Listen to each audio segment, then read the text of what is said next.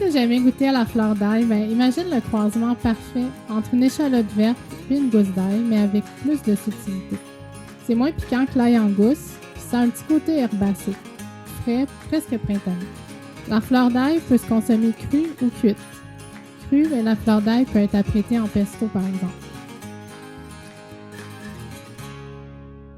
Bienvenue au 16e épisode du balado Le goût du jardin. Moi, c'est Frédéric Thériault et je suis ravi de t'accueillir avec mes co-hôtes Sophie Descoteaux et Dan Brisebois. Salut Sophie! Salut Fred! Salut Dan! Salut Fred! Êtes-vous aussi excité que moi de plonger dans le mystère de la fleur d'ail? Absolument! J'ai l'impression que c'est un ingrédient que les gens ne savent pas toujours comment aborder. Donc on va voir ça ensemble, comment l'accueillir et surtout comment la cuisiner pour ne pas en perdre une seule bouchée. Finalement, Dan, dans son histoire de semences, va nous parler d'un légume robuste idéal pour tes cultures d'automne, le rabiole, et plus spécifiquement la variété Purple Top White Globe, une variété classique et croquante.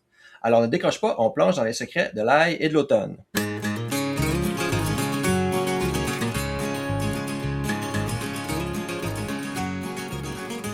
Salut! C'est un plaisir de te retrouver pour cet épisode. Si tu m'écoutes aujourd'hui, c'est probablement parce que tes plants d'ail commencent à pointer fièrement vers le ciel et que soudainement, une étrange tige bouclée vient de faire son apparition au centre du feuillage. Si tu ne sais pas ce que c'est, ne panique pas. C'est le signal que la saison des récoltes commence enfin. Aujourd'hui, on plonge tête première dans l'univers de la fleur d'ail. Souvent ignorée par le passé et jetée au compost, elle est maintenant très prisée par les gourmets. On va voir ensemble quand l'accueillir et surtout comment la cuisiner pour ne pas en perdre une seule bouchée. Commençons par la base. Ce qu'on appelle la fleur d'ail, c'est pas vraiment une fleur au sens classique du terme, avec des pétales de couleur. En botanique, on l'appelle plutôt la hampe florale. Si tu cultives de l'ail à col dur, comme l'ail musique par exemple, c'est un passage obligé. Ton plant veut se reproduire. Il produit donc cette tige rigide qui monte vers le haut pour former une capsule, qu'on appelle l'ombelle, contenant des bulbilles. Les bulbilles pourront être ressemées plus tard pour éventuellement former des bulbes. C'est comme des clones du bulbe initial. Pourquoi s'intéresser à la fleur d'ail? Parce que si tu laisses cette tige former des bulbilles, ton plant va concentrer toute son énergie à fabriquer des graines plutôt qu'à faire grossir son bulbe sous la terre. Donc en la coupant, tu forces la plante à rediriger ses ressources vers le bas. C'est donc le rare cas en jardinage où récolter une partie de la plante aide l'autre partie à devenir géante. C'est donc gagnant-gagnant. On va maintenant parler de la récolte. Tout d'abord, regarde tes plants. La hampe florale commence par monter bien droite, puis tout à coup, elle décide de faire des acrobaties. Elle s'enroule sur elle-même pour former un ou deux cercles complets. C'est là qu'il faut agir. Tu veux la récolter quand elle est encore tendre et souple, généralement lorsqu'elle a fait un tour et demi ou 2 tours. Si tu attends trop et que la tige redevient droite et rigide, elle va devenir fibreuse, comme du bois.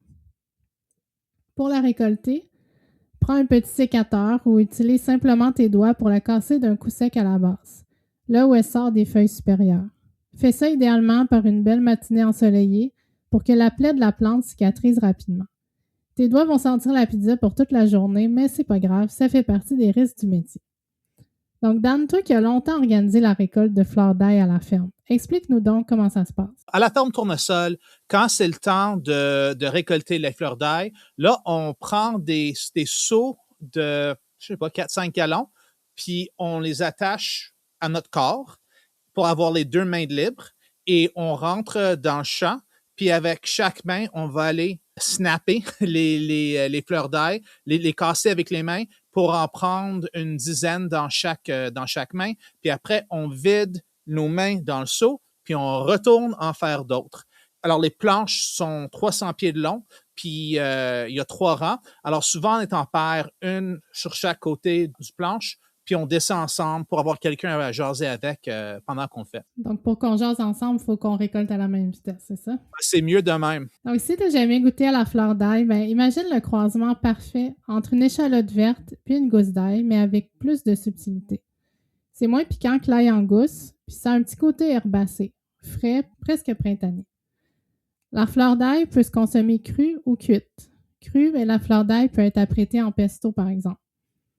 Remplace le basilic par de la fleur d'ail hachée finement au robot. Ajoute de l'huile d'olive, des noix de pin ou des graines de tournesol, un peu de parmesan puis une pincée de sel. Tu peux aussi l'intégrer dans tes salades et vinaigrettes. Hache-la aussi finement que de la ciboulette.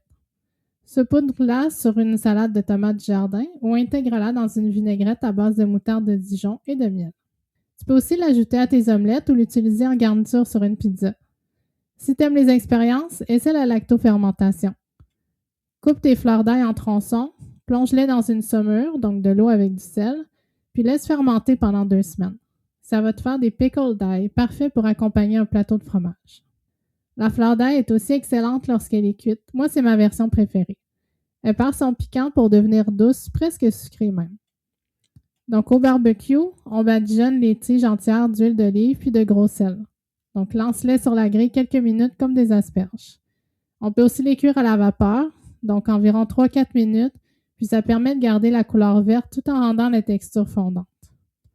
Fred, qu'est-ce que tu conseilles, toi, aux membres du panier de légumes bio quand tu vois les fleurs d'ail pour la première fois? Moi, je dis que les fleurs d'ail, ça s'utilise pareil comme des oignons verts ou pareil comme de l'ail. Donc, dans n'importe quelle recette où tu aurais le goût de mettre des oignons ou de l'ail, tu peux prendre tes fleurs d'ail, les couper en petits tronçons, puis les lancer dans ta poêle, puis remplacer ça comme ça. Ça donne un petit goût d'ail doux. C'est super facile à utiliser, puis on peut remplacer très facilement là, les autres aliacés avec la fleur d'ail. Moi, une fois, j'ai déjà essayé de faire de la poudre d'ail avec mes fleurs d'ail parce que j'en avais vraiment beaucoup. Donc, c'était quand même du travail, mais c'est aussi vraiment agréable d'en avoir sous la main pour le reste de l'année. Donc, je vais vous expliquer comment faire. Coupe tes fleurs d'ail en petits morceaux, puis place-les dans un déshydrateur ou au four à la température la plus basse possible avec la porte entrouverte. Moi, je l'avais fait au déshydrateur. Une fois qu'elles sont sèches et cassantes comme du verre, passe-les au moulin à café ou au mélangeur. Tu vas obtenir une poudre d'ail vert pâle que tu pourras utiliser dans tes recettes et qui se conserve environ 2 ans. Il te reste ensuite qu'à saupoudrer ta petite poudre magique un peu partout. La saison des fleurs d'ail, ça passe vite. Puis si tu veux la prolonger un petit peu, il faut savoir la conserver. Donc d'abord, la fleur d'ail fraîche peut facilement se conserver au frigo parce qu'elle est assez robuste. Enveloppe-la dans un essuie-tout humide, place le tout dans un sac de plastique perforé, puis elle va rester impeccable dans ton bac à légumes pendant 3 à 4 semaines. C'est un des légumes du jardin qui se conserve le mieux. Tu peux aussi la conserver au congélateur. Donc, ma méthode préférée pour l'hiver, c'est hacher. Passe tes fleurs d'ail au robot culinaire avec un peu d'huile d'olive neutre pour former une pâte, puis verse la pâte dans des bacs à glaçons. Donc, une fois gelée, transfère les cubes dans un sac de congélation. On peut aussi la congeler entière. Donc, on peut la congeler dans un sac sous vide. Donc, les fleurs d'ail vont perdre leur croquant à la décongélation, mais elles vont être parfaites pour la cuisson. Donc, voilà pour la fleur d'ail. Tu sais maintenant que c'est bien plus qu'une bizarrerie qui pousse sur ton plan et dont tu ne sais pas quoi faire avec. C'est un cadeau pour le jardinier. C'est une récompense avant la grande récolte des bulbes en juillet. Merci d'avoir écouté, puis va vite récolter ces belles fleurs qui feront un bouquet magnifique dans ton assiette. Bon jardinage! Le goût du jardin est présenté par la ferme coopérative Tournesol. Chez Tournesol, on veut t'aider à réussir ton jardin et on t'invite à profiter de ce moment pour mettre la main sur notre guide de plantation A à Z, un outil précieux pour ta saison de jardinage qui t'offre l'essentiel pour bien démarrer au jardin. Le guide couvre 76 légumes, fleurs et fines herbes, classés par ordre alphabétique. Pour chacune d'entre elles, tu trouveras toutes les informations de base. Quand planter, à quelle fréquence planter et l'espacement idéal pour tes plants. C'est un super guide de référence pour te donner confiance et t'inspirer pour tes semis de printemps. Et le meilleur dans tout ça, c'est qu'il est complètement gratuit. Télécharge ta copie dès maintenant à l'adresse fermetournesol.qc.ca/guide. Tu trouveras aussi le lien dans les notes de l'épisode. Ce balado est aussi présenté par le programme de panier bio de la ferme Tournesol. Amis de Vaudreuil-Soulanges et de l'ouest de l'île, si tu cherches des légumes bio qui goûtent vrai, tout en soutenant des fermiers locaux, nos paniers bio sont la solution idéale. De mai à novembre, reçois près de chez toi une explosion de fraîcheur, légumes, fruits, fleurs et même des œufs. On offre beaucoup de flexibilité. Tu peux choisir tes légumes, échanger ceux que tu aimes moins et gérer tes vacances en un clic. Rejoins plus de 700 familles qui, comme Angèle, qui est membre depuis 2018, trouvent que Tournesol rend leur quotidien plus heureux. Angèle nous avait dit « Trouver Tournesol, c'était comme un rêve qui devenait réalité. Tout me rend si heureuse. » Parce que la vie est trop courte pour manger des légumes d'épicerie, joins-toi à nos paniers bio. Les inscriptions sont déjà ouvertes pour la saison qui débute à la dernière semaine de mai. Rends-toi sur fermetournesol.qc.ca/bio pour réserver ta part de récolte. Tu trouveras aussi le lien dans les notes de l'épisode. Maintenant, revenons à notre programmation principale avec l'histoire de semences de Dan.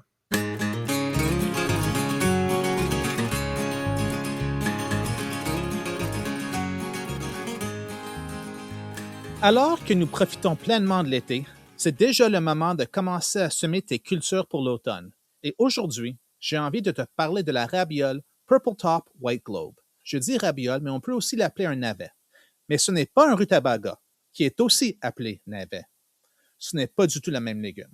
Tu ne devineras jamais de quoi la Purple Top White Globe a l'air. Fred, voudrais-tu deviner? Est-ce que c'est une petite boule blanche avec des épaules mauves? En effet, c'est une petite boule, peut-être même un globe blanche, avec un collet violet. Donc, un Purple Top White Globe. Puis l'intérieur est blanc et super croquant.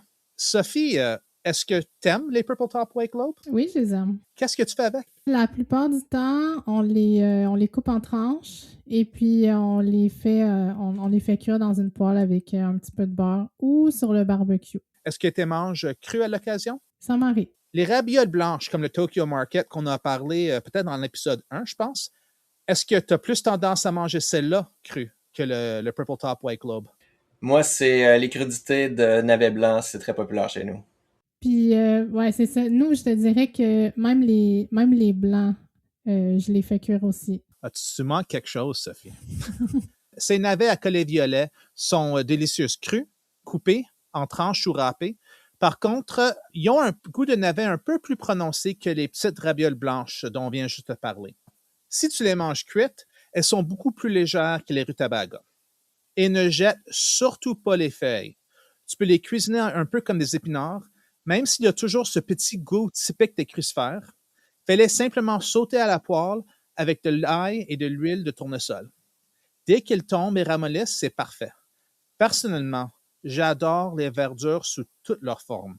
J'ajoute les feuilles de rabiole dans des sauces, des soupes, des ragoûts. Vas-y, jette tout ça dans la casserole. Tu peux semer des rabioles toute l'année, mais au printemps, je préfère les rabioles Tokyo Market. Pour moi, le Purple Top White Globe est vraiment une culture d'automne.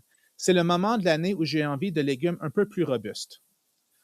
Pour une récolte automnale, tu peux les semer tout au long du mois de juillet et même jusqu'en août. Elles seront prêtes dans 7 ou 8 semaines. Sème les semences directement en pleine terre, en rangs espacés de 30 cm. Dépose une semence tous les 2 cm. L'objectif, c'est les éclaircir pour qu'elles soient espacées de 6 à 10 cm et qu'elles aient une belle forme de globe. Si tu es trop impatient, tu peux les récolter plus tôt. Si tu les laisses en terre, elles vont continuer à grossir. Elles peuvent devenir grosses, mais si elles deviennent géantes, elles risquent d'être un peu moins agréables à manger crues. Ces rabioles se conservent facilement au réfrigérateur pendant 3 ou 4 mois sans aucun problème. À la ferme Tournesol, on fait pousser la rabiole Purple Top White Globe depuis notre toute première année. Cela dit, on se concentre surtout sur la rabiole de style Tokyo Market pour notre programme de panier de légumes. On en fait parfois du Purple Top White Globe pour l'automne. Le navet appartient à l'espèce Brassica rapa et il est originaire d'une région qui s'étend de l'Europe à l'Asie centrale. Les plantes sauvages de Brassica rapa ont voyagé dans toutes les directions et je suis certain qu'on va en reparler dans les prochaines émissions. Vers l'est, elles sont devenues des cultures comme le chou chinois, le bok choy et le mizuna. Les agriculteurs de la Méditerranée en ont fait du rapini et les agriculteurs du nord et de l'ouest de l'Europe ont transformé le Brassica rapa en navet et rabiole.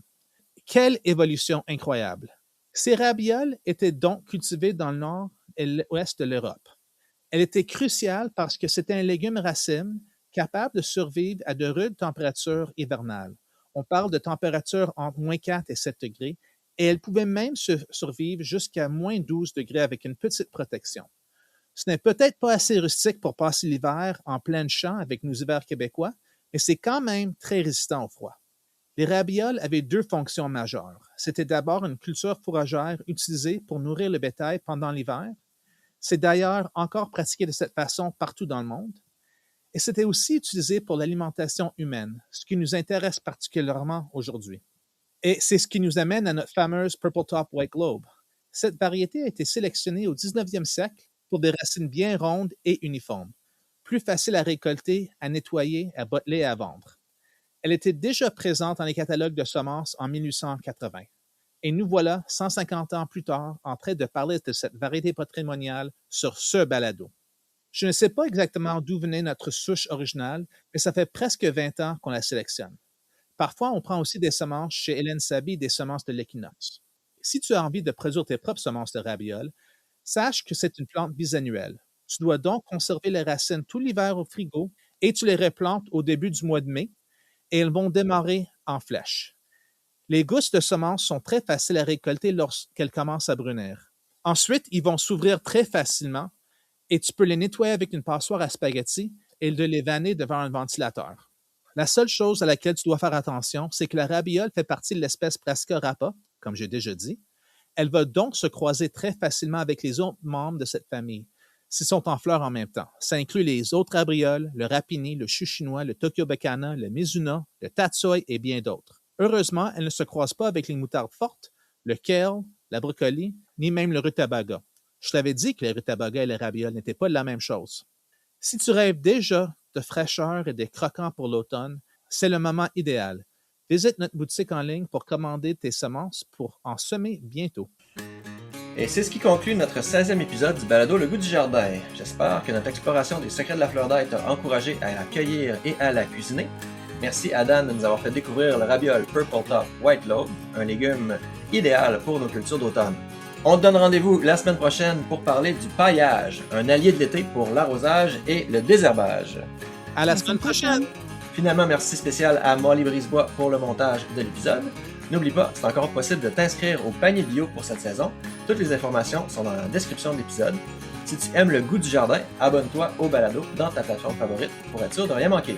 D'ici là, bon jardinage et bon début d'été au jardin.